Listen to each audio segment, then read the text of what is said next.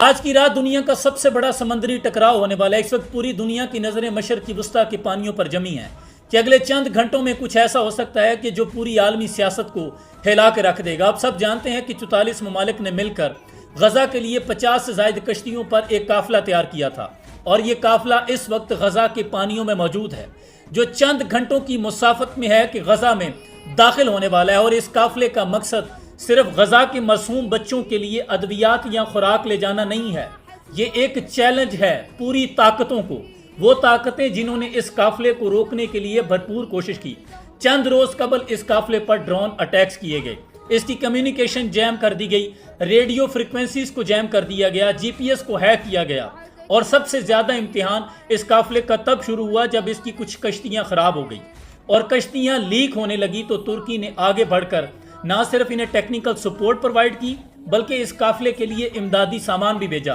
اور اسی دوران اسپین اور یونان بھی میدان میں آ گئے۔ اسپین نے اپنے جنگی جہاز اس قافلے کی حفاظت کے لیے روانہ کیے اور یونان نے سیف پیسج دینے کا اعلان کیا۔ اب یہ قافلہ چند گھنٹوں کی مسافت پر ہے، اور دوسری طرف اسرائیل نے یہ کھلا اعلان کر دیا ہے، بلکہ ایک ٹاسک فورس بھی بنا دی ہے بحری، جو کہ اس قافلے کو غزہ کی حدود میں داخل ہونے سے روکے گی، اور ان کا صرف یہی مقصد ہے کہ کسی بھی صورت یہ قافلہ غزہ میں داخل نہیں ہوگا۔ اب سوال یہ پیدا ہوتا ہے